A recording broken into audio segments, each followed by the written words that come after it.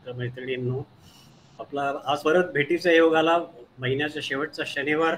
मला फार आनंद वाटतो आहे की आपला हा पट्टा अतिशय हे जागृत आहे. ऍक्टिव्ह म्हणण्यापेक्षा मी म्हणेन जागृत आहे आणि आपण सगळे एकत्र भेटतो. आणि जन्माष्टमी सोमवारी असल्यामुळे आता मला परवा एकानं माझ्या IITच्या ग्रुपमधल्या मित्रानं प्रश्न विचारला की जन्माष्टमीच्या दिवसाचं महत्व काय आणि आपण तो दिवस कसा साजरा करावा.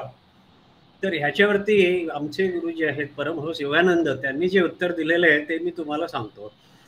त्यांचं म्हणणं असं आहे की जे संतांचे आणि देवांचे जन्मदिवस असतात किंवा संतांची जी पुण्यतिथीचे दिवस असतात त्या दिवशी हवेमध्ये त्यांची अतिशय सुंदर अशी प्रेमाची व्हायब्रेशन्स या सगळ्या आसमंतात विखुरलेली असतात. त्याची इंटेन्सिटी खूप जास्ती असते. त्यामुळे त्या दिवशी तुम्ही जर त्यांचं नुसतं ध्यान केलं, त्यांची नुसती काही त्यांची गाणी म्हटली, त्यांचं काही वाचन केलं, मेडिटेशन केलं, तर तुम्हाला त्या व्हायब्रेशनमध्ये चिंब भिजून जात आहे. तर तुमचं सगळ्या रीतीने तुमचा उत्कर्ष होतो. भौतिक आणि आध्यात्मिक पारमार्थिक सगळ्या दृष्टीने हा तो दिवस आपल्याला एक सण म्हणून लाभतो आणि आपण तसा तो करावा. तर आता आपण 2 दिवस आधी श्रीकृष्ण जन्माष्टमीसाठी आपण आपलं मन सगळं श्रीकृष्णाच्या ठिकाणी एकत्र करूया आणि त्याच्या कृपेचा प्रसाद घेऊया. आता श्रीकृष्णाच्या इथे एकत्र मन करायचं आणि त्याच्या कृपेचा प्रसाद घ्यायचा, तर ह्याच्यासाठी सगळ्यात उत्तम साधन म्हणजे श्रीमद भागवत. कारण श्रीमद भागवताचं महत्व इतकं आहे की हे मला तुम्हाला थोडंसं त्या पुस्तकातून भागवताच्या पोथीतूनच सांगायला लागेल.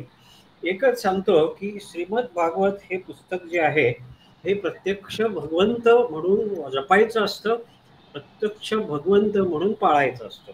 कारण त्याच्यासाठी तो एक इतिहास आहे, तो मी तुम्हाला जरा वाचून दाखवतो. हे पहा, श्रीमद भागवत ही परमात्म्याची वाङ्मय मूर्ती आहे. भक्तांसाठी सगुण साकार भगवंतांच्या लीलांचा अमृतरस येथे ओसंडून वाहत आहे. त्याचबरोबर भागवतात काय आहे, प्रल्हाद, नारद, अंबरीश, ध्रुव, गजेंद्र इत्यादी भगवत भक्तांची अभक्तांना भक्तिपथावर आणणारी दिव्य चरित्रे यात आली आहेत. म्हणजे हे वाचलं की आपण भक्तिपथावर येतो. त्यांच्या श्रवण पठणाने ज्यांची हृदये सद्गदित होत नाहीत, ज्यांच्या अंगावर रोमांच उभे राहत नाहीत किंवा ज्यांच्या नेत्रातून अश्रुधारा वाहत नाहीत, स वै मुक्तो अथवा पशु, म्हणजे तो माणूस एकतर मुक्तच असेल किंवा पशुच असेल. त्यामुळे सगळे माणसं भागवताची कथा म्हटली की त्या प्रेमसागरात डुबतात.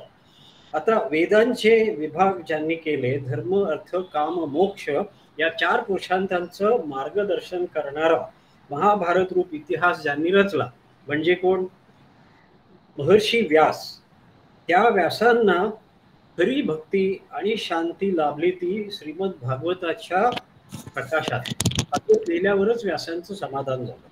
आणि तेव्हा काय झालं की भगवान श्रीकृष्णांनी जेव्हा ठरवलं की आता लौकिकदृष्ट्या आपण भूलोकातून गोलोकात म्हणजे परमधामात जायचं ठरवलं, श्रीकृष्णाची जेव्हा निर्वाणाची वेळ झाली तेव्हा कलियुगाचा प्रादुर्भाव होणार आणि भूलोकावर कालमहात्म्यामुळे पुन्हा दुर्जनांचा प्रभाव वाढणार आणि सज्जनांना त्याचा त्रास सोसावा लागणार. हे जाणून त्यांच्या सन्निध असलेल्या परमभक्त उद्धवांनी त्यांना विचारलं, भगवंतांना उद्धवाने विचारलं, भगवान, आपण अंतर्धान पावल्यावर आपला वियोग झालेले भक्त या ठिकाणी कुणाच्या आधाराने राहू शकतील, याच्यासाठी आपण काहीतरी विचार करावा. तेव्हा भक्त काम कल्पद्रुप नाव दिलंय भगवंतांना. कारण भक्तांना जी काही इच्छा होईल ती कल्पवृक्षाप्रमाणे भक्तांची इच्छा पूर्ण करणारे असे ते भगवंत. म्हणून त्यांनी म्हटले भक्त काम कल्पद्रुम. भगवंतांनी विचार केला की माझ्या भक्तांसाठी माझ्या प्राप्तीचे सुलभ साधन मला दिले पाहिजे.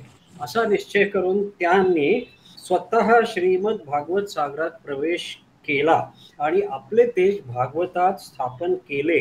म्हणजे निर्वाणीच्या वेळेला श्रीकृष्णाने स्वतःला संपूर्णपणे भागवताच्या पोथीमध्ये स्थापन केलं आहे. तर माझ्या हातात जी भागवताची पोथी आहे ती पोथी म्हणण्यापेक्षा इथे प्रत्यक्ष भगवंत श्रीकृष्ण आहेत, ही आपली श्रद्धा आहे. ही प्रत्येक माणसाची, हिंदू माणसाची श्रद्धा आहे. आणि म्हणूनच भागवत पोथी ही अतिशय पवित्र आणि स्वच्छ आणि चांगल्या रीतीने शुद्ध मनाने आपण नेहमी हाताळायची असते. तर या ह्याच्यात असं लिहिलेलं आहे की भगवंतांनी भागवतात प्रवेश केला, आपलं तेज भागवतात स्थापन केलं, आणि ही महती पुराणज्ञ सूतांनी शौनक इतर ऋषींना नैमिषारण्यामध्ये सांगितली. ही पूर्वीची गोष्ट आहे. या महापुराणाचा भूतलावर प्रादुर्भाव करणारे परमकारुणिक भगवान श्री शुकाचार्य म्हणतात. शुकाचार्य फार मोठे भक्त होते आणि ते म्हणतात, ज्या ग्रंथात ज्ञान, वैराग्य व भक्ती यांनी युक्त निवृत्ती मार्ग प्रतिपादन केला आहे, अशा या श्रीमद भागवताचे भक्तीने श्रवण, पठण व निधिध्यासन करणारा माणूस खात्रीने मुक्त होतो. हा श्रीमद भागवत हा एक प्रासादिक ग्रंथ आहे आणि ह्याच्या पारायणाने लौकिक व पारलौकिक फलांची प्राप्ती होते. हे अनेक ठिकाणी लिहून आले. अनेक तीर्थ श्राद्धांनी देखील ज्याला पिशाच्या योनीतून मुक्ती मिळाली नाही, तो धुंधुकारीची गोष्ट आहे याच्यामध्ये. त्या धुंधुकारीला भागवत सप्ताह श्रवणाने वैकुंठ लोकाची प्राप्ती झाली. आणि यामध्ये नारायण कवच, पुसंवन व्रत, कात्यायनी व्रत, पयोव्रत इत्यादी ऐहिक सुख मिळवून देणारे प्रयोग देखील भागवतामध्ये सांगितलेले आहेत. आणि त्यामुळे माझं सगळ्यांना आज मी इथे मुद्दाम म्हणून येथे आलो आणि सगळ्यांना सांगण्यासाठी माझी आपल्याला सगळ्यांना एक विनंती आहे की भागवताची ही पोथी गीता प्रेस यांनी प्रकाशित केलेली, कारण 800 वर्षापूर्वीची जी भागवताची पोथी आहे ती त्यांनी घेतली, ती सुधारित करून त्याचा आधी हिंदीत अनुवाद करून घेतला आणि त्यानंतर मग त्याचा 2001 साली मराठीत अनुवाद केला. आणि ही पोथी अवेलेबल आहे. 2 खंड आहेत. हा पहिला खंड आहे आणि दुसरा खंड तेवढाच मोठा, 1200 मला वाटते 1400 पानं, 900 1800 पानं एवढं सगळं हे वाचणं हे आपल्याला अतिशय आवश्यक आहे. जरी आकार बघून घाबरायला होत असेल तरीही मी खात्री देतो की एकदा आपण सुरुवात केली की ती आपल्याला संपवायला वेळ लागत नाही. आणि एक शॉर्टकट जो मी पण अवलंबला तो आपल्याला करायला हरकत नसते. माझ्यामध्ये की इकडे डावीकडे श्लोक दिलेले आहेत आणि उजवीकडे त्यांचा अर्थ दिलेला आहे. प्रत्येक पानावर श्लोक आणि अर्थ. तर आपण श्लोक आणि अर्थ वाचायला गेलो आपल्याला खूपच वेळ लागतो, परंतु श्लोक आणि अर्थ घेण्याच्या पेक्षा जर आपण फक्त अर्थ वाचत गेलो तरी सुद्धा भागवत पोथी वाचल्याचं समाधान, पुण्य आणि आपलं नॉलेज तेवढं वाढतं. तर ह्या गोष्टी करून पाहायला हरकत नाही. मुद्दाम मी आपल्या सर्वांना विनंती करतो की ही पोथी जरूर विकत घ्या. एकदा का घरात पोथी आली की एक ना एक दिवस जरूर तिचं वाचन होणारच. तर आता अजून दुसरं हे की भागवत सप्ताहाचं महत्व काय आहे. तर भागवत सप्ताहाचं महत्व असं होतं की ज्याला परीक्षित राजाची गोष्ट आपल्याला माहिती असेल की 7 दिवसाचंच आयुष्य शिल्लक होतं राजा परीक्षिताचं, आणि शुकाचार्य भागवत कथा सांगायला आले तेव्हा देव अमृत कलश हातात घेऊन आले आणि आचार्यांना म्हणले की हे गुरुदेवा, हे अमृत परीक्षिताला द्या म्हणजे त्याचा मृत्यू टळेल, आणि हे कथामृत आम्हाला द्या. बघा कशी डील आहे. अमृत तुम्ही देवांकडनं, देव म्हणतात आम्ही तुम्हाला अमृत देतो आणि तुम्ही आम्हाला कथामृत द्या, भागवत कथामृताची पोथी द्या. ते ऐकतात श्री शुक, कारण श्री शुक हे फार आध्यात्मिक होते. त्यांना त्याच्या देवांच्या व्यापारी वृत्तीचं हसू आलं आणि ते म्हणाले, कुठे तुमचे ते जड शरीर जिवंत ठेवणारे अमृत आणि कुठेही आत्म्याला परमात्मा करणारी श्रीमद भागवत कथा. अहो, अमृतापेक्षा श्रीमद भागवत हे श्रेष्ठ आहे, कारण अमृताने देह अमृत होईल, पण श्रीमद भागवतामुळे आत्म्याचा परमात्मा होतो. 7 दिवसाची भागवत पोथी ऐकली त्या माणसाच्या आत्म्याचा परमात्मा होतो. शुकांनी देवांना स्पष्टपणे सांगितलं, तुमच्यासारख्या अभक्तांना ही पोथी कधीच मिळणार नाही, आणि देव बिचारे निराश होऊन गेले. तर माझं स्वतःचं मत असं आहे की आता आपण ह्या अशा पवित्र ग्रंथामध्ये डुंबून श्रीकृष्ण जन्म कसा झाला. बरं, असं असतं की आपल्याला, आपण सगळीकडून वाचतो, अनेक गोष्टी वाचतो, आपल्याला श्रीकृष्ण जन्माच्या अनेक गोष्टी माहिती असतात, पण त्यातली खरी गोष्ट कोणती ऑथेंटिक कोणती, शास्त्रात वर्णन केलेली ती कोणती, हे आपण ठाम बोट ठेवून सांगू शकत नाही. पण तुम्ही ज्या दिवशी भागवत वाचाल त्या दिवशी तुम्ही सांगू शकाल की जे सत्य होतं ते हेच जे भागवतात लिहिलेलं आहे. कारण श्रीमान व्यासांनी लिहिलेलं जे सत्य होतं तेच भागवतात उतरलं आहे. त्यामुळे त्यावेळची श्रीकृष्ण जन्माची जी कहाणी आहे ती खरी कहाणी ती हीच. दुसऱ्या कुठल्याही कहाण्या तुम्ही आम्हाला सांगू नका.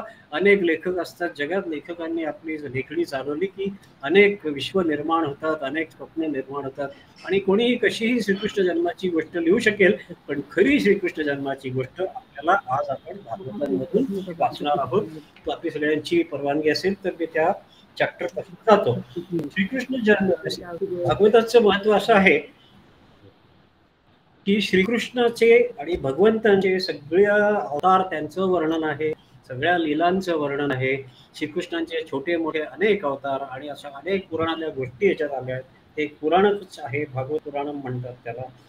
आणि द्वितीय खंडामध्ये दशक स्कंद, 10वा स्कंद जो आहे तो फक्त श्रीकृष्णालाच वाहिलेला आहे. संपूर्ण श्रीकृष्णाची गोष्ट अगदी इतकी रंगवून सांगितलेली आहे की ती गोष्ट शेवटी ह्यांना नाथ महाराजांना तर इतकी आवडली की नाथ महाराजांनी एकनाथी भागवत लिहिलंय त्याच्यातला दशम स्कंद, मला वाटतं त्यावरच त्यांनी संपूर्ण एकनाथी भागवत लिहिलेलं आहे. ते हे दशम स्कंद म्हणजे हा श्रीकृष्णाचा स्कंद.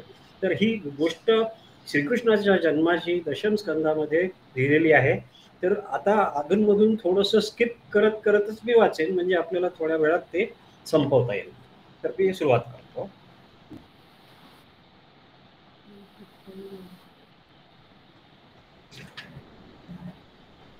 ही जी भागवताची कथा आहे ती सूत म्हणून एक ऋषी होते, त्यांनी शौनकाला सांगितलेली आहे.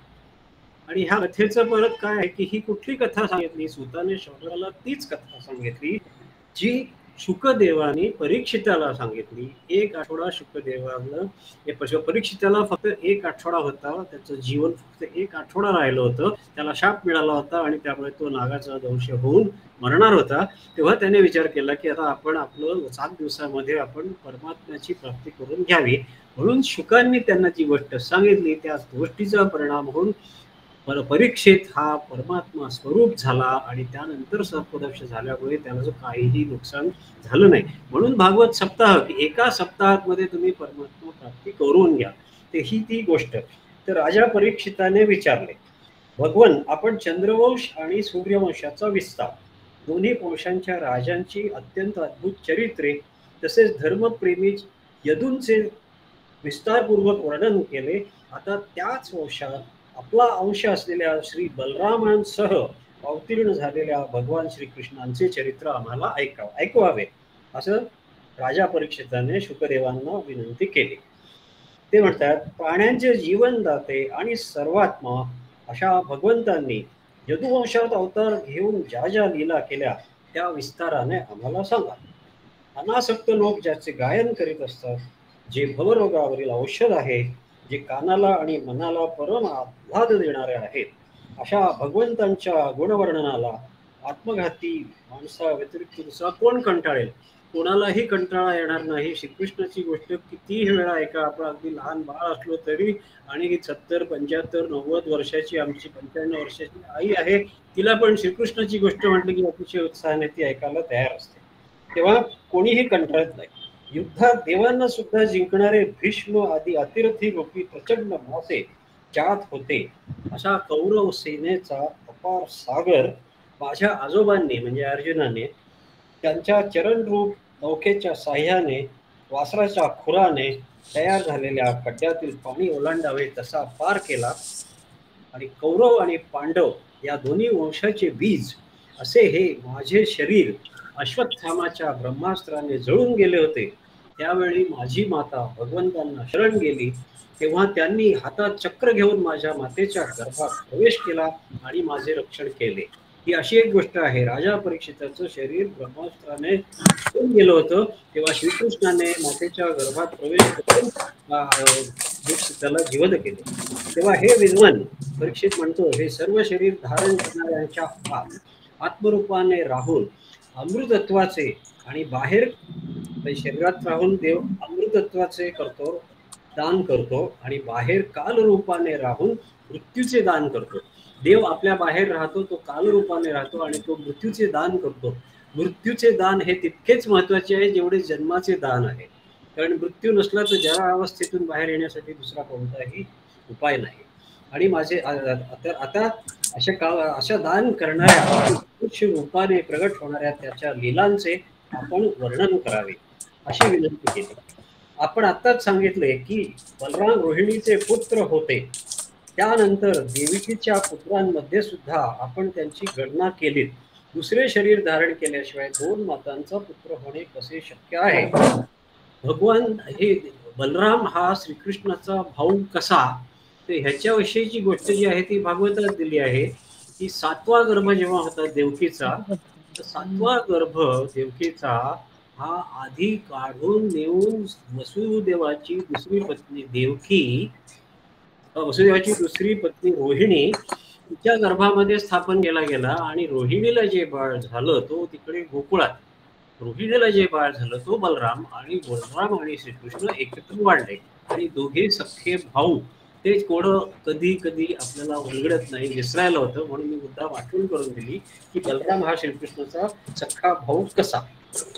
हे असे आता परीक्षित विचारतायत की केशवांनी गोकुळात व मथुरेत राहून कोणकोणत्या लीला केल्या, तसेच त्यांनी कंस हा मामा असल्यामुळे त्याला मारणे योग्य नसूनही का मारले, मनुष्य देह धारण करून नंदा द्वारकापुरीमध्ये यादवांसह त्यांनी किती वर्षे निवास केला आणि त्यांना किती पत्न्या होत्या, हे सगळ्या गोष्टी त्यांना ऐकायच्या होत्या. तर शुकाचार्याने सांगितलं, हे राजश्री, तू जो काही निश्चय केला आहेस तो अतिशय सुंदर आहे, कारण श्रीकृष्णांच्या कथा श्रवण करण्यामध्ये तुला गाढ प्रीती निर्माण झाली आहे.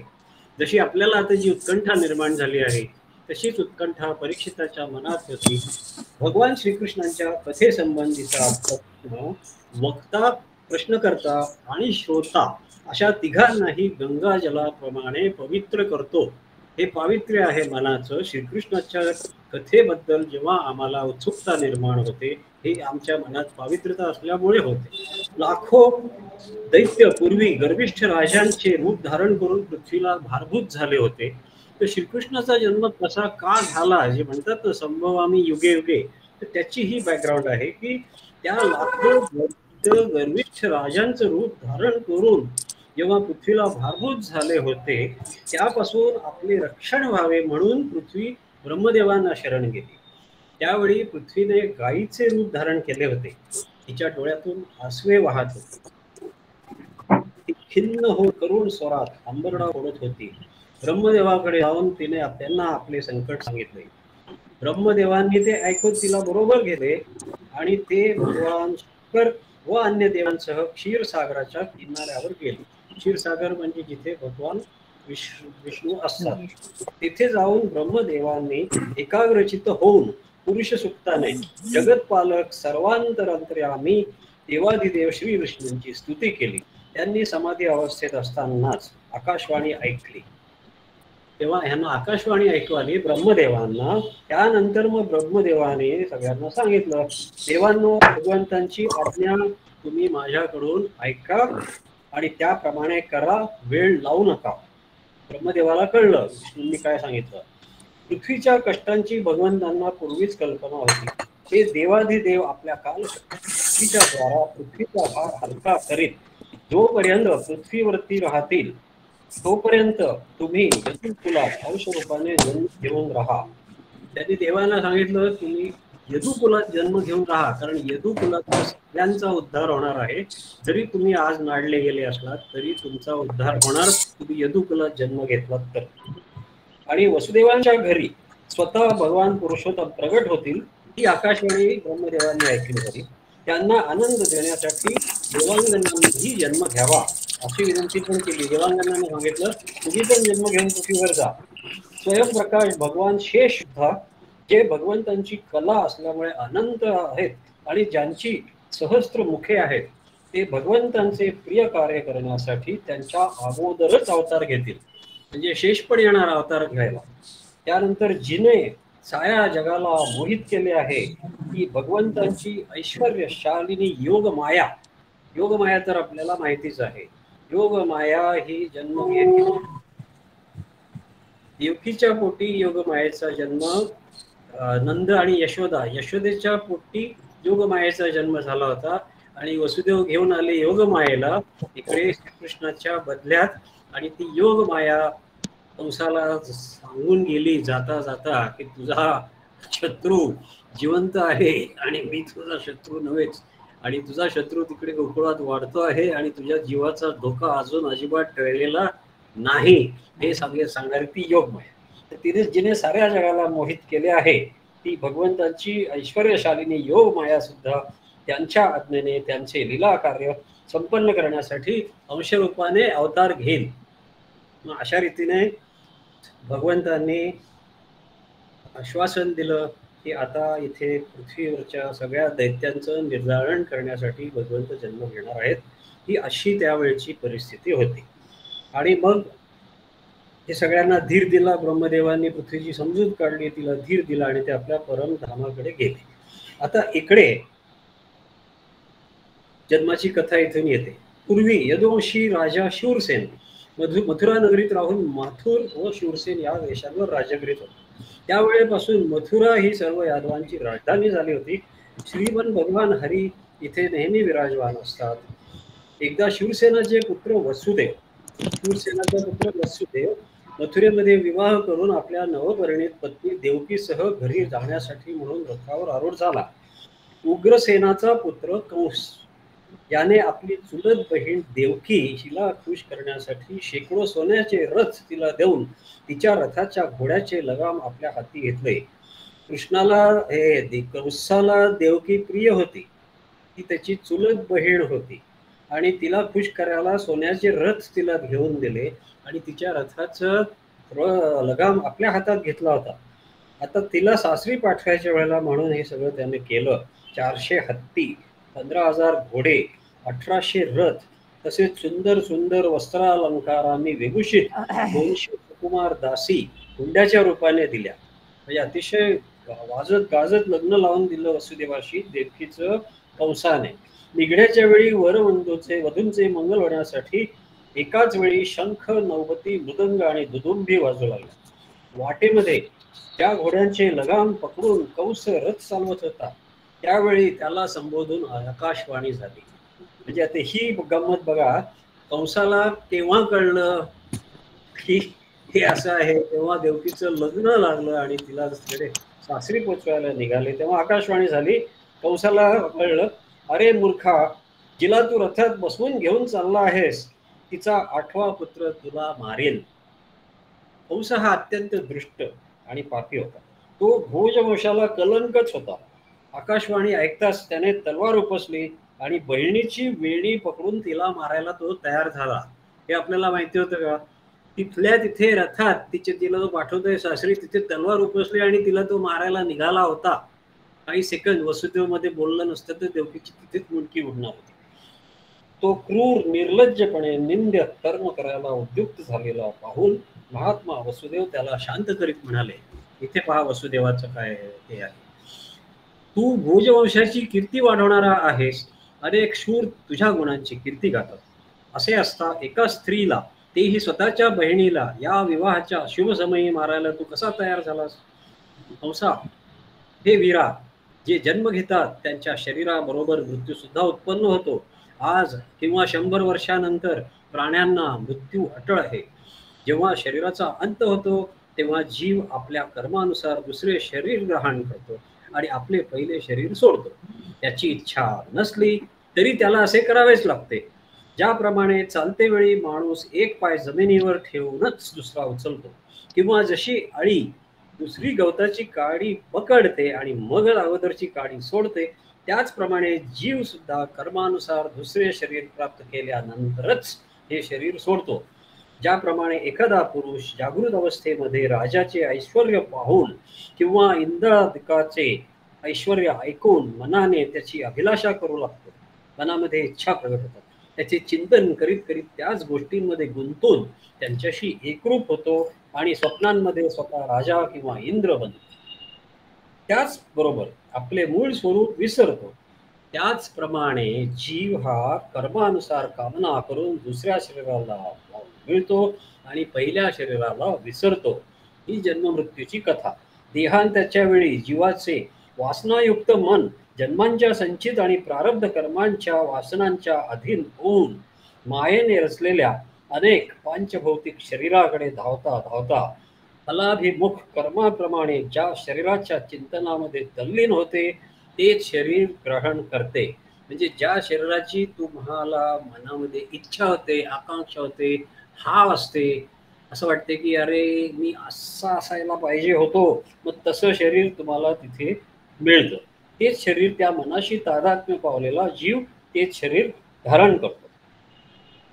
आणि ज्याप्रमाणे सूर्य चंद्रादी वस्तू पाणी तेल इत्यादी द्रव पदार्थांमध्ये प्रतिबिंबित होतात आणि वाऱ्याने द्रव पदार्थ हल्ल्याने त्या प्रतिबिंबित वस्तू देखील हलताना दिसतात, त्याचप्रमाणे जीव आपल्या स्वरूपाच्या अज्ञानाने रचलेल्या शरीरांवर प्रेम करून हे आपणच आहे असे समजतो.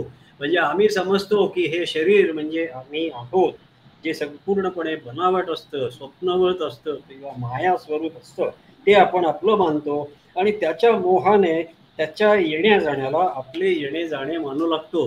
हे शरीर गेलं म्हणजे मी गेलो, दुसरं शरीर आलं म्हणजे आता मी दुसरा माणूस बनलो. हे हे आत्म्याला सारखे भास होत राहतात. खरा आत्मा वेगळा, खरा आत्मा हा मुक्त. आणि म्हणून ज्याला आपले कल्याण व्हावे असे वाटते त्याने कोणाचाही द्रोह करता कामा नये. वसुदेवाने कंसाला सांगितलं, कारण जीव कर्माच्या अधीन असतो आणि जो द्रोह करील त्याला या जीवनात शत्रू करून आणि जीवनानंतर परलोकातून पण भय असते. परलोकात पण भय असतं, या लोकातच नाही.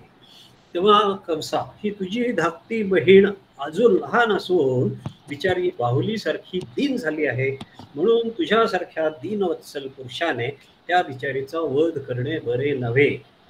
श्रीकृष्णांनी सांगितलं, हे श्री शुक म्हणाले, वसुदेवांनी अशा प्रकारे सामोपचाराने आणि भय दाखवून कंसाला समजावले. परंतु कंस क्रूर राक्षसाच्या मताप्रमाणे वागणारा असल्यामुळे त्याने आपला निश्चय काही सोडला. कंसाचा हट्ट पाहिला वसुदेवांनी विचार केला की काहीतरी करून ही वेळ टाळली पाहिजे. तेव्हा त्यांनी ठरवलं की जोपर्यंत बुद्धी आणि शक्ती यांची जोड आहे तोपर्यंत बुद्धिमान माणसाने मृत्यू टाळण्याचा प्रयत्न केला पाहिजे. प्रयत्न करूनही जर तो टळला नाही तर त्यात प्रयत्न करणाऱ्यांचा दोष नाही. त्यांनी सांगितलं, मी प्रयत्न करणार.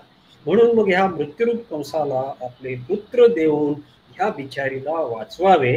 जर मला पुत्र झाले आणि तोपर्यंत हा कंस मेला नाही तर निदान ही तरी वाचेल. म्हणजे वसुदेवाला ही युक्ती सुचली की मी पुत्र देईन व देवकीचा जीव वाचेल. जीव वाचवायचा प्रयत्न करणे हे माझ्या हातात आहे आणि ते मी करणार. म्हणून न जाणू कदाचित उलटे होईल, कारण विधात्याचे विधान समजणे अवघड आहे. कारण मृत्यू देखील समोर येऊन टळतो आणि टळलेला मृत्यू देखील परत येतो.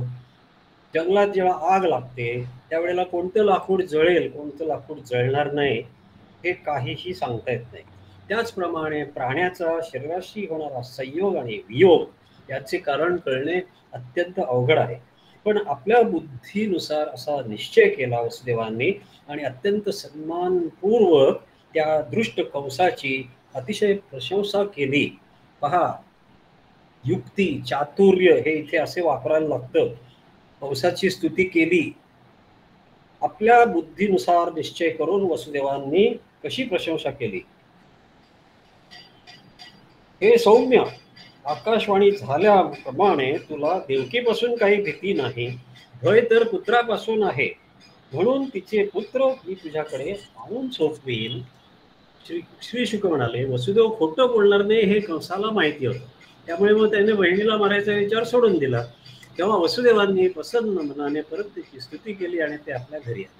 मग योग्य वेळी सर्व देवता स्वरूप देवकीने प्रतिवर्षी एक याप्रमाणे 8 पुत्रांना आणि एका कन्येला जन्म दिला. आता पहिल्या पुत्राचं नाव होतं कीर्तिमान. कीर्तिमान वसुदेवांनी त्याला मोठ्या कष्टाने कंसाकडे आणून दिलं, कारण त्याला असत्याचे भय अधिक वाटत. तर आपलाच पुत्र कसा न्यायचा कंसाकडे, पण त्याला अतिशय कष्ट झाले पण त्याने ते केलं. सज्जनांना असह्य असं काय असतं, जितेंद्रियांना त्याग न करण्यासारखं काय असतं. हा जितेंद्रिय होता वसुदेव, त्याने त्याग केला आपल्या पुत्राचा. हे राजा, वसुदेवांचा जीवन मृत्यूमधील समान भाव आणि सत्याशी एकनिष्ठता पाहून कंस मन प्रसन्न होऊन हसत म्हणाला. कंसानं पाहिलं की इथे प्रत्यक्ष स्वतःचा पुत्र घेऊन वसुदेव त्याच्या समोर उभा आहे, की घे. कंस प्रसन्न झाला आणि तो म्हणला, आपण या बालकाला परत घेऊन जा. याच्यापासून मला काहीही भीती नाही, कारण तुमच्या 8व्या मुलाकडून माझा मृत्यू नेमलेला आहे. ठीक आहे, ही गोष्ट माहिती होती का आपणाला कोणाला? नसेल, बहुतेक जणांना नसेल. पहिला पुत्र सुरुवातीला त्याने सांगितलं, पण परत कंसाने पलटी मारली. ती कशी ती वाचूया पुढे. आपण या बालकाला घेऊन जा, याच्यापासून मला काही भीती नाही, कारण तुमच्या 8व्या मुलापासून माझा मृत्यू नेमलेला आहे. ठीक आहे म्हणून वसुदेव त्या बालकाला घेऊन परत आले. परंतु कंस दृष्ट व चंचल स्वभावाचा असल्यामुळे त्यांनी त्याच्या शब्दावर विश्वास ठेवला नाही.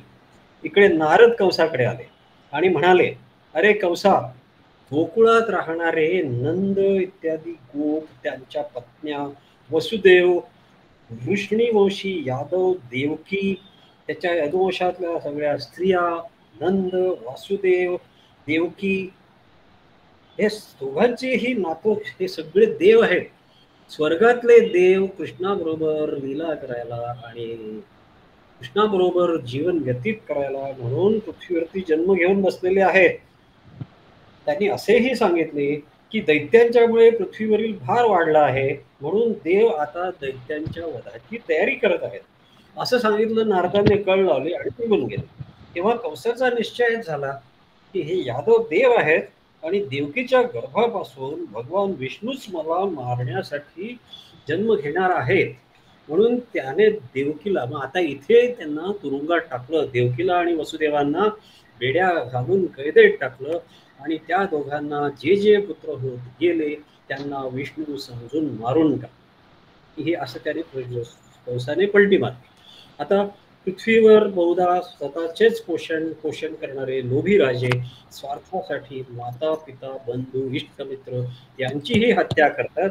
कंसाला माहित होतं की आपण पूर्वजन्मी कालनेमी नावाचा असुर होतो. कंसाचं ज्ञान भरपूर होतं, तो पूर्वी असुर होता त्याला माहिती, आणि विष्णूनं आपल्याला त्यावेळेला मारलं होतं हेही त्याला माहिती, आणि म्हणून त्याने या जन्मी पण यादवांशी वैर मांडलं होतं. बलवान कंसाने यदू, भोज व अंधक वंशांचे राजे असलेल्या आपल्या पित्याला उग्रसेनाला कैद केले आणि तो स्वतः शिवसेन देशाचे राज्य करू लागला. म्हणजे याने बापाला पण तुरुंगात टाकलं. आता या इथून आपण पुढे जातो. द्वितीय अध्याय दशम स्कंद. तिथे श्री भगवंतांचा गर्भप्रवेश आणि देवतांकडून त्यांची स्तुती. तर ही बॅकग्राऊंड झाली. आता आपल्याला लक्षात आलं की कशासाठी वसुदेव देवकी तुरुंगात गेले, उग्रसेन कशामुळे तुरुंगात गेला. ते लग्नानंतरचा सोहळा झाला होता, त्याला एकदम संपूर्णपणे वेगळी कलाटणी कशी मिळाली. आता श्री शुक म्हणतात, बलवान कंसाने जरासंधाच्या साह्याने काय काय केलं. प्रलंबासूर, बकासूर, चाणूर, तृणावर्त, अघासूर, मुष्टिक, अरिष्टासूर, द्विविध, पुतना, केशी, धेनुक, बाणासूर, कौमासूर इत्यादी पुष्कळसे दैत्य व राजे हाताशी धरून तो यादवांचा संहार करू लागला. झालं त्याने आरंभ. तेव्हा ते भयभीत होऊन कुरु, पांचाल, केकेय, शाल्व, विदर्भ, निषद, विदेह आणि कौशल या देशांमध्ये जाऊन राहिले. त्यांनी सरळ देश सोडले आणि वेगवेगळ्या देशांमध्ये ते पळून गेले. काही नातलग वरवर त्याच्या मनाप्रमाणे वाहून त्याची सेवा करीत राहिले. कंसाच्या मनाप्रमाणे वाहून त्याची सेवा केली. कंसाने जेव्हा एक एक करून देवकीची 6 मुलं मारली, तेव्हा देवकीच्या 7व्या गर्भात भगवंतांचे अंशरूप, या इथे आली बलरामाची गोष्ट. देवकीच्या 7व्या गर्भात भगवंतांचे अंशस्वरूप श्री शेष, त्यांना अनंत असेही म्हणतात, ते आले. त्यामुळे देवकीला स्वाभाविकच आनंद झाला. पण कंस कदाचित यालाही मारेल या भीतीने दुःखही झाले. मलाच आपले सर्वस्व मानणारे यादव कंसामुळे त्रस्त झाले आहेत हे पाहून विश्वात्मा भगवंतांनी योगमायेला आज्ञा केली. आता इथे श्रीकृष्णालाही क्लेश होत आहेत की हे सगळं यादवांचा संहार मांडलाय कंसामुळे. त्यामुळे कंसाने भगवंतांनी योगमायेला आज्ञा केली, देवी कल्याणी तू गोकुळात जा. गवळी आणि गायी यांनी तो प्रदेश सुशोभित झालेला आहे. तिथे नंदांच्या गोकुळात वसुदेवाची पत्नी रोहिणी राहत आहे.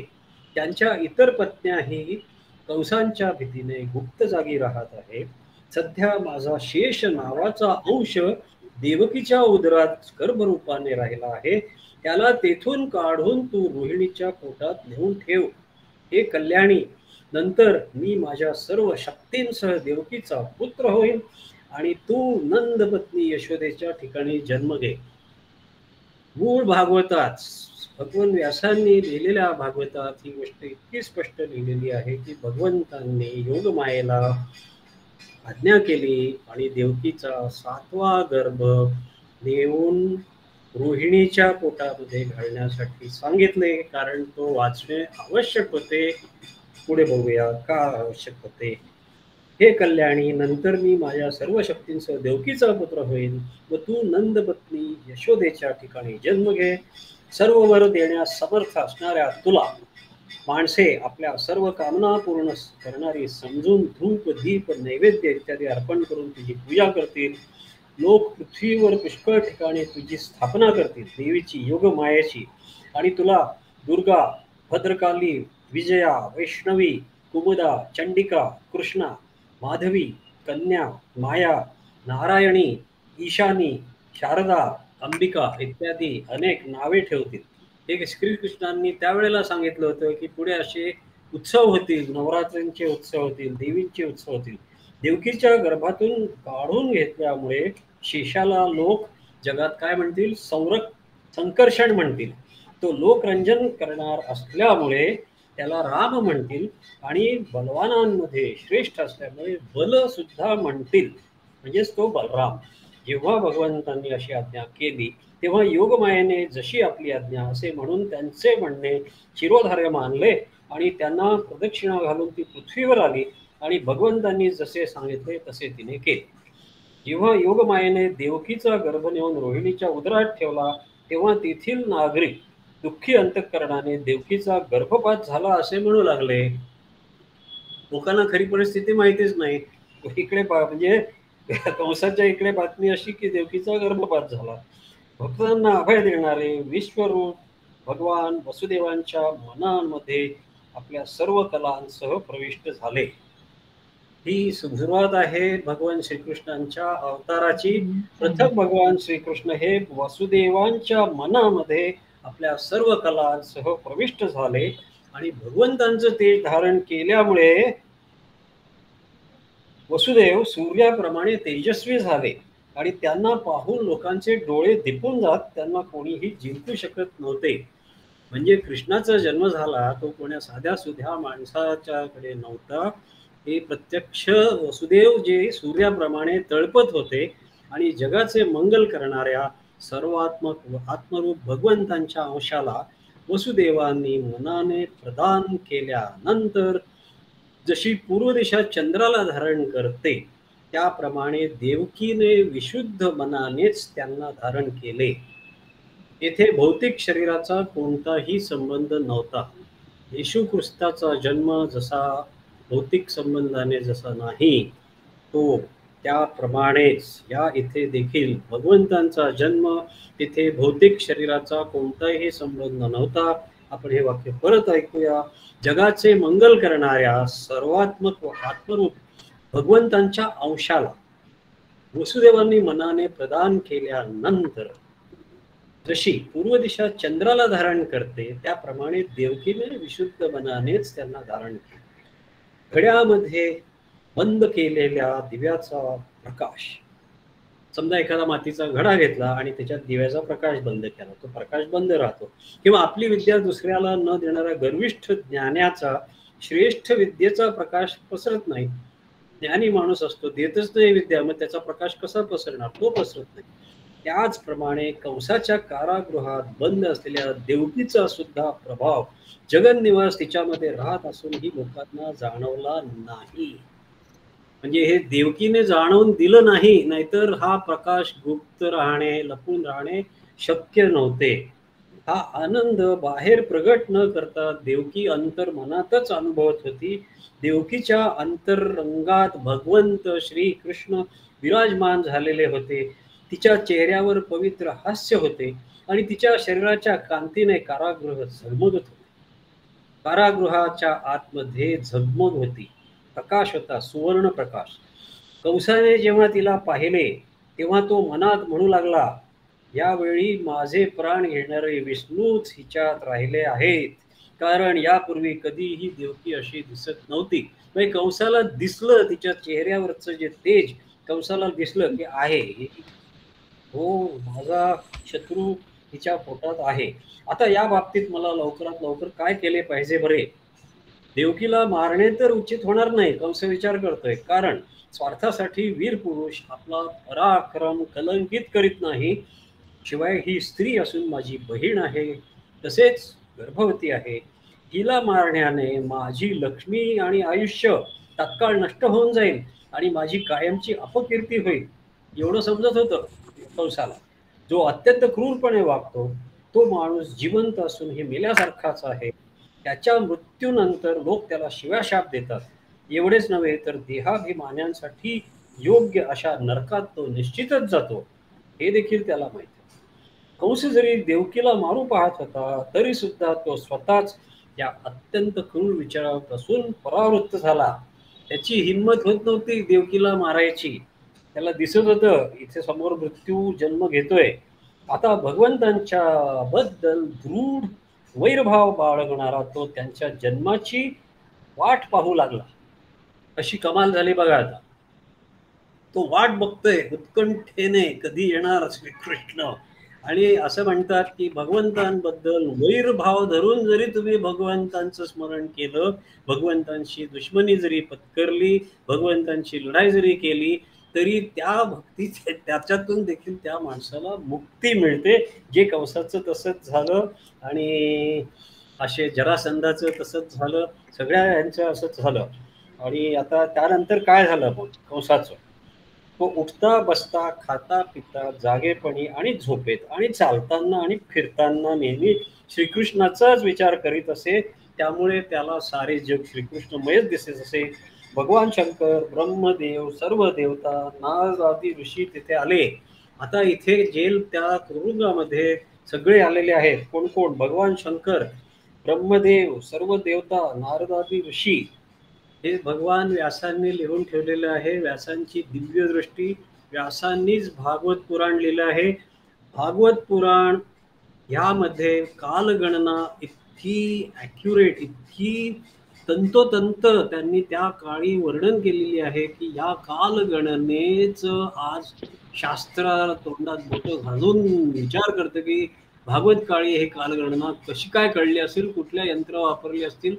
हे भागवत जे आहे ही सत्यपोथी आहे. या भागवतामध्ये कुठल्याही असत्याला ठाव नाही. विश्वास ठेवा. प्रत्यक्ष तिथे वेदेच्या ह्याच्यामध्ये भगवान शंकर, ब्रह्मदेव, सर्व देवता, नारदादी ऋषी तिथे आले आणि भगवंताची स्तुती करू लागली.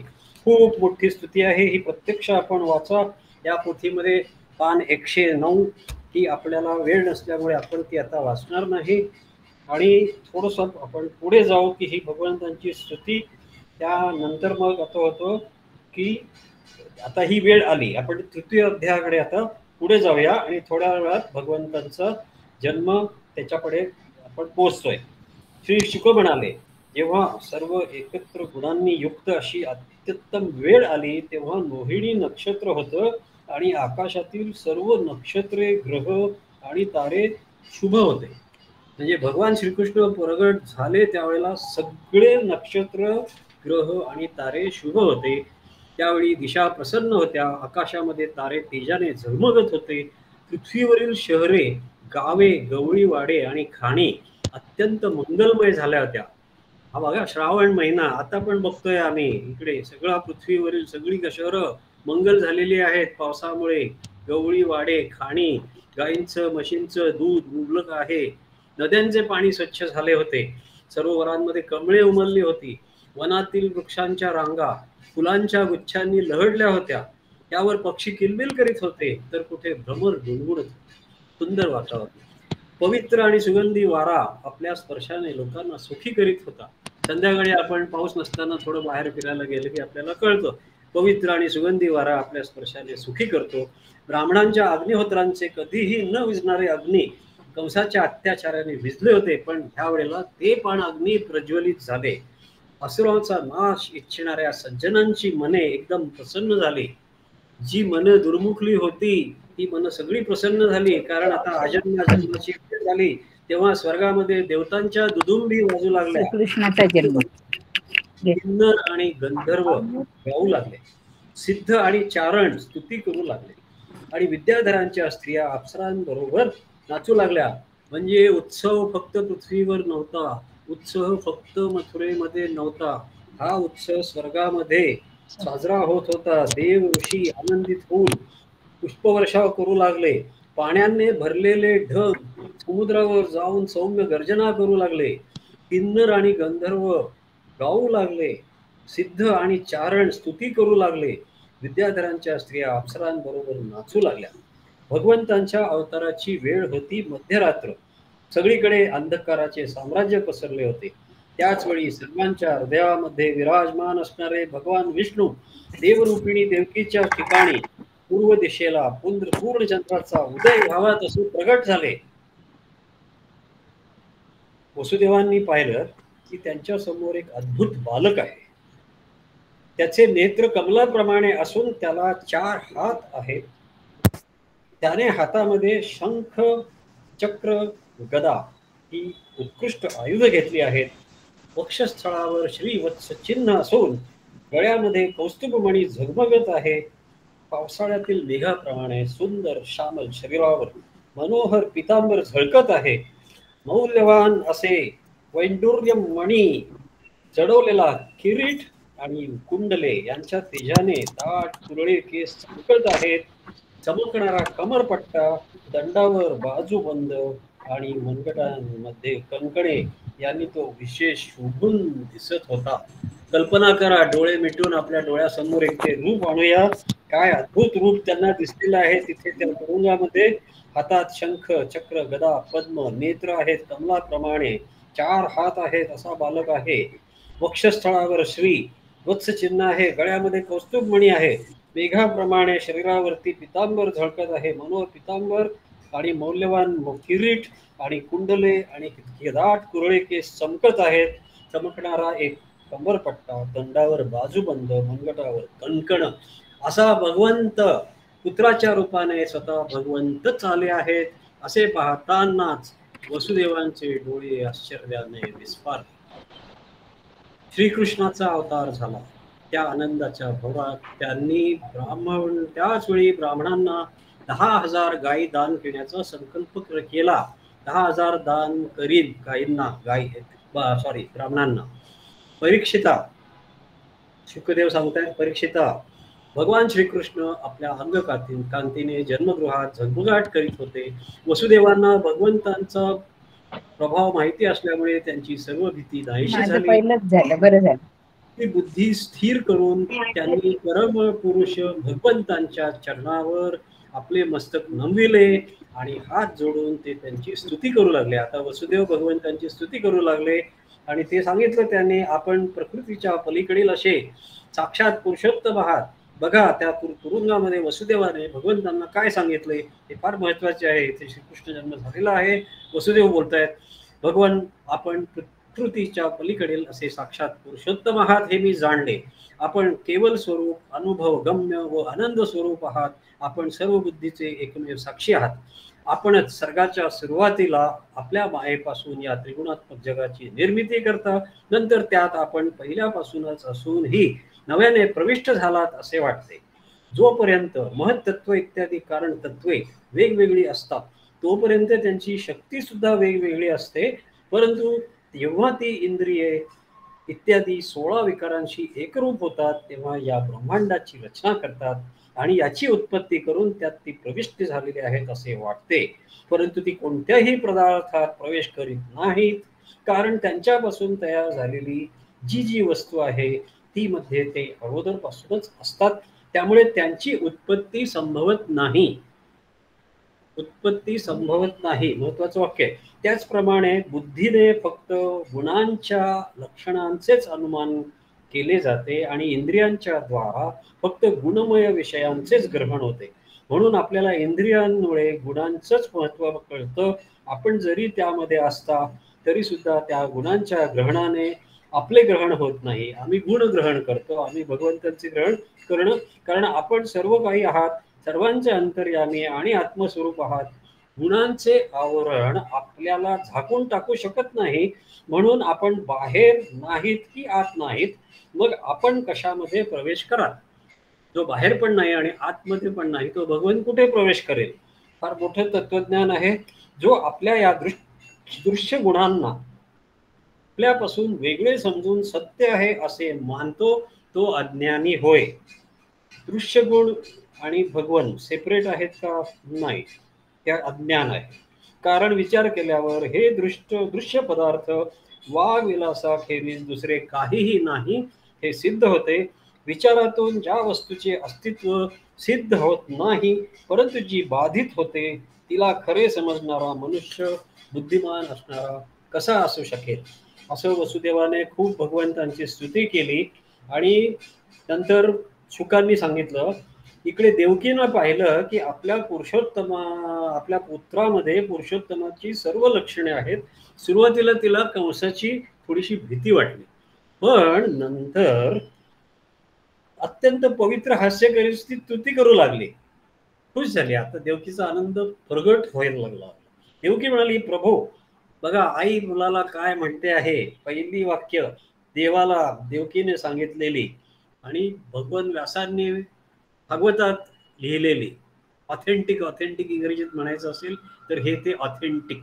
आता देवकी म्हणाली, प्रभो वेदांनी ज्या रूपाला अव्यक्त आणि सर्वांचे कारण संबोधले आहे, जे ब्रह्म ज्योती स्वरूप असून समस्त गुण आणि विकार यांनी रहित आहे, जे अनिर्वचनीय निष्क्रिय आणि फक्त शुद्ध विशुद्ध सत्तेच्या स्वरूपात आहे, ते बुद्धीचे इत्यादींचे प्रकाशक रूप म्हणजेच विष्णू आपण स्वतः आहात. भगवान आपण स्वतःच विष्णू आहात. ब्रह्मदेवाचे पूर्ण आयुष्य 2 परार्ध वर्षे समाप्त झाल्यावर सर्व लोक नष्ट होतात. 2 परार्ध वर्ष संपली की सगळं लोक नष्ट होतात. पंचमहाभूते प्रकृतीमध्ये लीन होऊन जातात. कालशक्तीच्या प्रभावाने दृश्य विश्व अदृश्य होते. दृश्य हे अदृश्य होणं हे कालशक्तीला माहिती आहे. तुम्हा आम्हाला याची कल्पना करणं अवघड आहे. आणि त्यावेळी एकमेव आपणच शिल्लक राहता. जेव्हा सगळं दृश्य अदृश्य होतं तेव्हा फक्त भगवंत शिल्लक राहतात, शेष राहतात. आणि म्हणूनच आपले नाव शेष असेही आहे. हे प्रकृतीचे सहाय्यक प्रभो, देवकी म्हणते, निमिषापासून वर्षापर्यंत अनेक भागात विभागलेला असा जो हा महान काल आहे, ज्याच्यामुळे हे संपूर्ण विश्व कार्यरत होत आहे, ती आपली एक लीला आहे. आपण सर्व शक्तिमान आणि कल्याणाचे आश्रय आहात. मी आपणास शरण आले आहे. आई देवकीने श्रीकृष्णाला ताबडतोब सांगून टाकलं, मी तुला बाळा शरण आले. प्रभो, हा जीव मृत्यू रूप कराल सर्पापासून भयभीत होऊन अनेक लोकांमध्ये भटकत आहे, परंतु याला कुठेही निर्भय स्थान मिळू शकले नाही. आज मोठ्या भाग्याने हा आपल्या चरणारविंदांना शरण आल्यामुळे स्वस्थ होऊन सुखाने झोप घेत आहे. त्यामुळे मृत्यू सुद्धा याला घाबरून पळून गेला आहे. देवकी किती खुश आहे बघा. ती म्हणते की या जीवाला अनेक लोकांमध्ये भटकत होता, त्याला कुठेही निर्भय स्थान मिळालं नव्हतं. आज हा शांत सुखाने झोप घेत आहे. मृत्यू देखील याला घाबरून पळून गेला आहे. प्रभो, आपण भक्तांचे भय हरण करणारे आहात, म्हणून आपण भ्यालेल्या आमचे दुष्ट कंसापासून रक्षण करावे. आपले हे चतुर्भुज दिव्य रूप ध्यानाची गोष्ट आहे. भौतिक शरीरावरच दृष्टी ठेवणाऱ्या माणसांसमोर हे प्रगट करू नका. देवकीनं सांगितलं, हे रूप आता बस. आता हे रूप सगळ्या भौतिक शरीरावरती दृष्टी ठेवणाऱ्या माणसांसमोर प्रगट करू नका. हे मधुसूदना, तुझा जन्म माझ्यापासून झाला ही गोष्ट त्या पापी कंसाला कळता कामा नये. माझे धैर्य खचू लागले आहे तुझ्यासाठी. मी कंसाला अतिशय घाबरत आहे. हे विश्वात्मन, आपले हे शंख चक्र गदा आणि कमल यांनी शोभणारे चतुर्भुज अलौकिक रूप आवरा. देवकीनं सांगितलं, भगवान आता हे रूप बदला, आता साधं माणसाचं रूप घ्या. जसे एखादा मनुष्य आपल्या शरीरातील छिद्ररूप आकाशाला स्वाभाविकपणे धारण करतो, त्याचप्रमाणे प्रलयाच्या वेळी आपण या संपूर्ण विश्वाला आपल्या शरीरामध्ये धारण करता. तेच परम पुरुष आपण माझ्या गर्भात राहिलात, ही आपली अद्भुत मनुष्य लीलाच नाही का? तेव्हा भगवान म्हणाले, श्री भगवान वाच, म्हणजे माझ्या मते भगवंतांचे पृथ्वीवरील हे पहिले वाक्य. श्री भगवान म्हणाले, हे माते. संस्कृत श्लोक ह्याचा मी वाचतो कारण की मला तर राहत नाहीये. भगवंत वाच, 32वा श्लोक. श्री भगवान वाच, त्वमेव पूर्व स्वर्गे भूः कृष्णिः स्वायंभुवे सती तदायं सुतपा नाम प्रजापतिरकल्मषः. भगवान म्हणाले, स्वयंभू मन्वंतरामध्ये पूर्वजन्मी तू कृष्णी आणि हा वसुदेव सुतपा नावाचा पुण्यशील प्रजापती होता. म्हणजे इथे गंमत काय बघा की कृष्णी आणि सुतपा ही पहिली जोडी, तेव्हा ब्रह्मदेवांनी तुम्हा दोघांना संतती उत्पन्न करण्याची आज्ञा केली. तेव्हा तुम्ही दोघांनी इंद्रिय निग्रह करून तीव्र तपश्चर्या केली. तुम्ही पाऊस, वारा, ऊन, थंडी, उन्हाळा इत्यादी त्या काळाचे गुणधर्म सहन केले आणि प्राणायामाने आपल्या मनाचे दोष धुवून टाकले. तुम्ही दोघे कधी वाळलेली पाने खाऊन तर कधी वारा पिऊनच राहिलात. म्हणजे स्वयंभुव मन्वंतरामध्ये देखील वसुदेव देवकींनी ही तपश्चर्या केली होती आणि त्यांना भगवंतांनी त्यांच्या पोटी तेव्हा पण जन्म घेतला होता. ती पहिली वेळ होती. वामन अवताराच्या वेळी दुसरी वेळ होती, आईबाप हेच, आणि आता ही तिसरी वेळ आहे भगवंतांनी वसुदेव देवकीच्या पोटी जन्म घ्यायची. तर पुढे वाचतो, तुम्ही दोघे कधी वाळलेली पाने खाऊन तर कधी वारा पिऊनच राहिलात. माझ्याकडून इष्ट वस्तू प्राप्त करण्यासाठी शांत चित्ताने माझी आराधना केली. माझ्या ठिकाणी चित्त एकाग्र करून असे अतिशय कठीण आणि घोर तप करता करता देवांची 12,000 वर्षे उलटून गेली. देवांची 12,000 वर्ष म्हणजे पृथ्वीवरची अनेक लाख किंवा कोटी वर्ष असणार, एवढी तपश्चर्या त्यांनी केली. त्यावेळेला, हे पुण्यमयी देवी, त्यावेळी मी तुम्हा दोघांवर प्रसन्न झालो, कारण तुम्ही दोघांनी श्रद्धायुक्त तपश्चर्येने आणि प्रेममय भक्तीने आपल्या हृदयामध्ये नित्य माझेच चिंतन केले होते. त्यावेळी तुम्हा दोघांची अभिलाषा पूर्ण करण्यासाठी वर देणाऱ्यांचा राजा असा मी याच रूपाने तुमच्या समोर प्रगट झालो आणि वर मागा म्हणताच तुम्ही माझ्यासारखा पुत्र मागितला. त्या वेळेपर्यंत विषय भोगांशी तुमचा काहीही संबंध आला नव्हता, तुम्हाला संततीही नव्हती. म्हणून माझ्या मायेने मोहित होऊन तुम्ही दोघांनी माझ्याकडून मोक्ष मागितला नाही. माझ्यासारखा पुत्र होण्याचा वर तुम्हाला प्राप्त झाला आणि मी तिथून निघून गेलो. आता आपले मनोरथ सफल झाले असे समजून तुम्ही विषयांचा भोग घेणे सुरू केले. या जगात स्वभाव, औदार्य तसेच अन्य गुणांच्या बाबतीत माझ्यासारखा दुसरा कोणी नाही, हे पाहून मीच तुम्हा दोघांचा पुत्र झालो आणि त्यावेळी मी कृष्णी गर्भ या नावाने प्रख्यात झालो. तो भगवंतांचा कृष्णी गर्भ अवतार. नंतर पुढील जन्मामध्ये तू अदिती झालीस. वसुदेवाची पत्नी देवकी ही तिच्या पुढच्या जन्मामध्ये अदिती होती. आधी कृष्णी, मग अदिती, आणि वसुदेव कश्यप झाले. त्यावेळी सुद्धा मी तुमचा पुत्र झालो. माझे नाव उपेंद्र होते. शरीर ठेंगू असल्यामुळे मला वामन सुद्धा म्हणत. हे माते, तुमच्या या तिसऱ्या जन्मात सुद्धा मी त्याच रूपाने पुन्हा तुमचा पुत्र झालो. माझे वचन नेहमी सत्य असते. मी तुम्हाला माझे हे रूप यासाठी दाखवले की तुम्हाला माझ्या पूर्वीच्या अवतारांचे स्मरण व्हावे. मी जर असे केले नसते तर केवळ मनुष्य शरीरावरून माझा अवतार ओळखू आला नसता. तुम्ही दोघांनी माझ्याबद्दल पुत्रभाव आणि ब्रह्मभाव नेहमी ठेवावा. पहा, देवांनी परमिशन दिली आहे वसुदेव देवकींना, माझ्याबद्दल तुम्ही पुत्रभाव ठेवा, ब्रह्मभाव पण ठेवा, पुत्रभाव पण ठेवा. अशा प्रकारे स्नेह आणि चिंतन केल्यामुळे तुम्हाला माझ्या परमपदाची प्राप्ती होईल.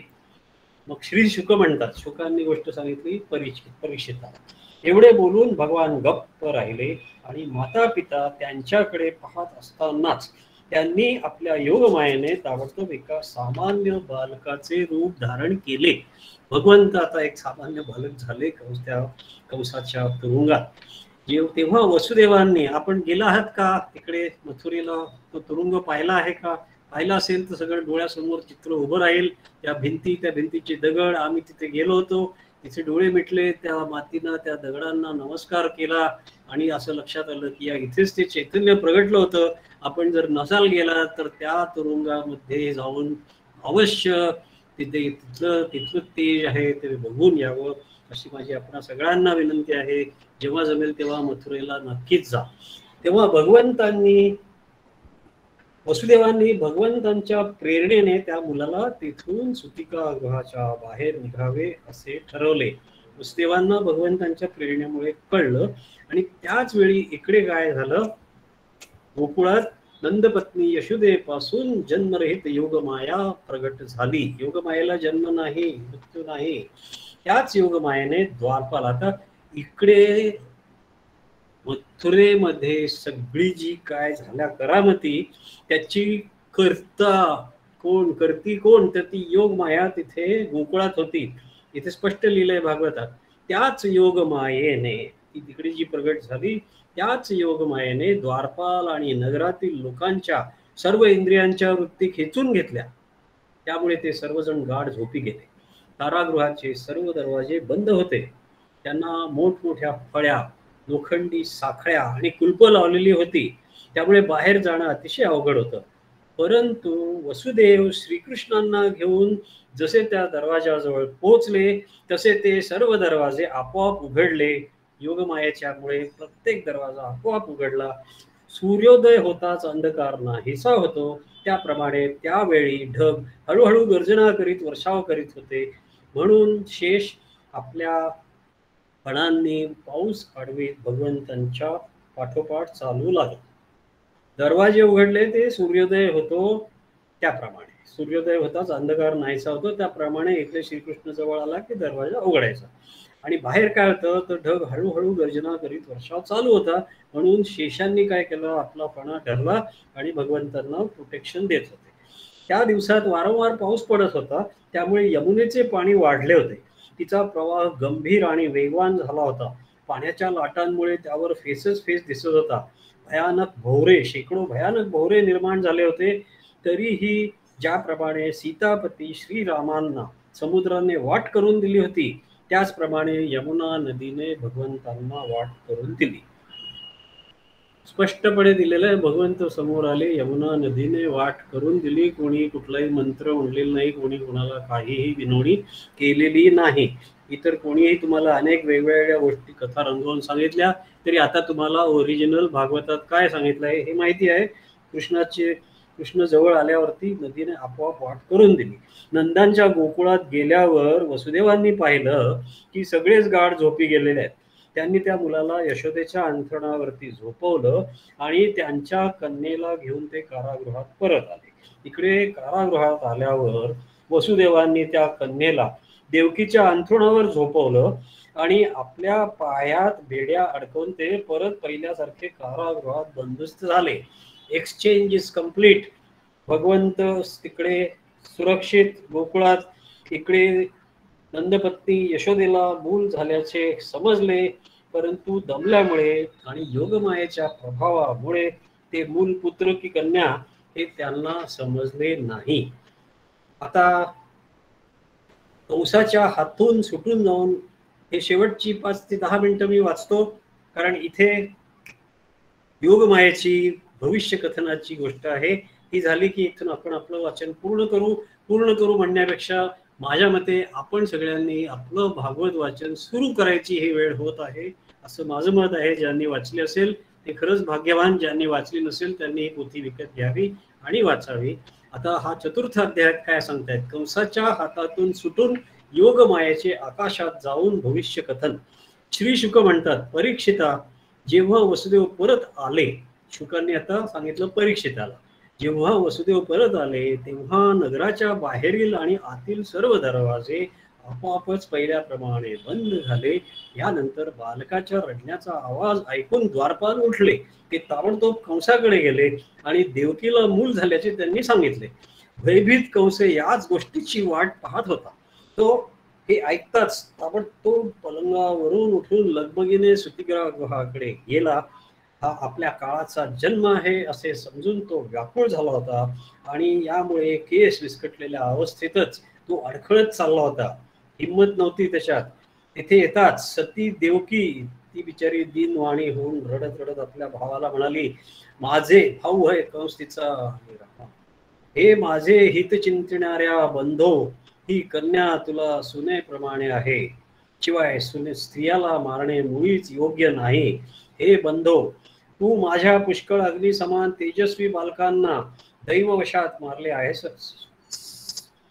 निदान आता ही कन्या तरी मला दे. हे राजा, माझी अनेक मुले मारल्यामुळे दुःखी झालेली मी तुझी बिचारी धाकटी बहीण आहे. म्हणून हे बंधो, मला अभागिनीला हे शेवटचे मूल तरी दे. रडत रडत देवकी कंसाला सांगते. श्री शुक म्हणतात, मुलीला कवटाळून देवकीने अत्यंत दीनपणे रडत रडत अशी याचना केली, परंतु दृष्ट कंसाने तिला अपशब्द बोलून तिच्या हातातून ती मुलगी हिसकावून घेतली. फोर्सफुली, जबरदस्तीने ओढून घेतलेलं आहे योगमायेला देवकीच्या हातातून. आपल्या या नवजात भाचीचे पाय पकडून कंसाने तिला जोराने एका खडकावर आपटले. हातात धरून ताबडतोब खडकावर आपटलं. त्याच्या हृदयातील प्रेमाला जणू स्वार्थाने मुळासकट उपटून टाकले होते. परंतु श्रीकृष्णाची ती धाकटी बहीण त्याच्या हातातून निसटून ताबडतोब आकाशात गेली आणि तीच आपल्या 8 हातात शस्त्रास्त्रे घेतलेली मोठी देवी झालेली त्याला दिसली. श्री कंसाने बघितलं की इथे अष्टभुजा देवी 8 हातात 8 शस्त्र असलेली चालली आहे आकाशाकडे. ती दिव्य, नमस्कार करूया आपण त्या देवीच्या रूपाला, डोळ्यासमोर तिचं रूप आणून ते रूप त्याचं वर्णन केलेलं आहे. ती दिव्य माळा, वस्त्रे, चंदन आणि रत्नमय अलंकाराने विभूषित होती. तिच्या हातामध्ये धनुष्य, त्रिशूळ, बाण, ढाल, तलवार, शंख, चक्र, गदा ही 8 आयुधे होती. सिद्ध, चारण, गंधर्व, अप्सरा, किन्नर आणि नाग पुष्कळशा भेट वस्तू तिला अर्पण करून तिची स्तुती करीत होते. म्हणजे ही गोष्ट घडली तुरुंगात, परंतु बघा या विश्वाचं सत्य स्वरूप तुम्हा आम्हाला माहिती नाही, पण तिथे स्वर्गातून सगळे देव हे बघत होते काय घडत आहे. त्यांना उघड्या डोळ्यांनी स्पष्ट दिसत होतं पृथ्वी तलावर काय चाललं आहे. सिद्ध, चारण, गंधर्व, अप्सरा, किन्नर, नाग भेट वस्तू तिला अर्पण करून तिची स्तुती करत होते. देवी कंसाला म्हणाली, अरे मूर्खा, मला मारून तुला काय मिळणार आहे. देवीनं कंसाला आता उपदेश करायला सुरुवात केली. मला मारून तुला काय मिळणार आहे.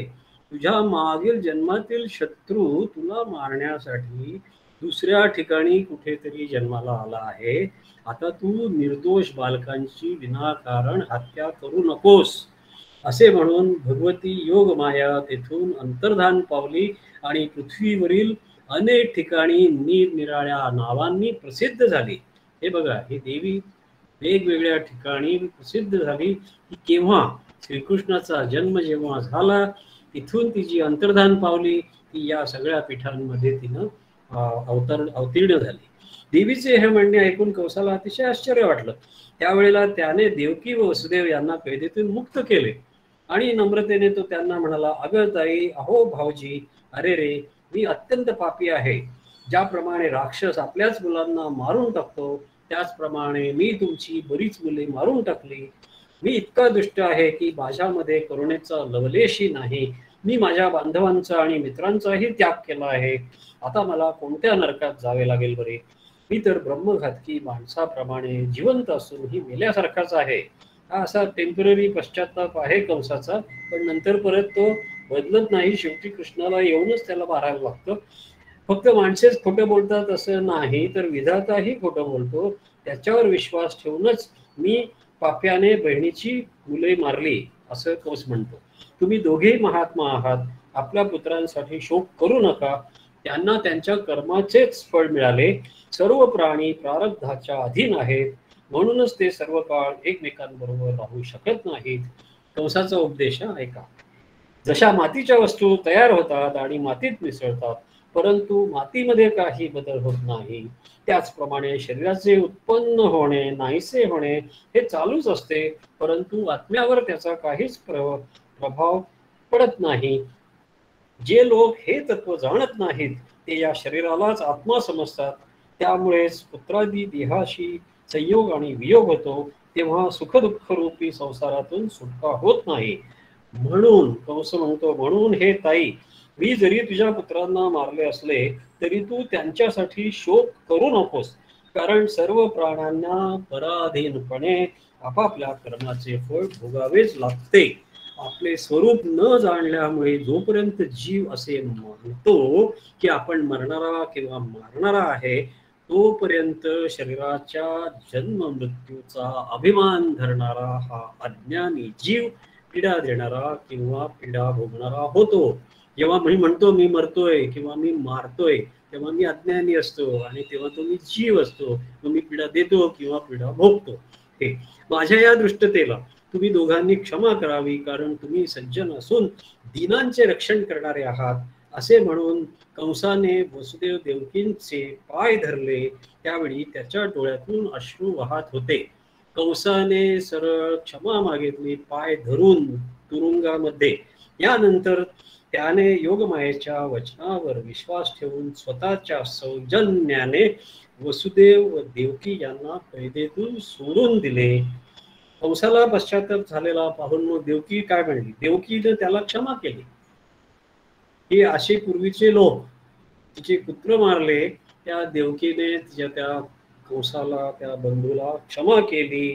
कारण काय, त्याला पश्चाताप झाला. आता पश्चाताप झालेल्या माणसाला क्षमा करावी हे धर्मात लिहिलेलं आहे.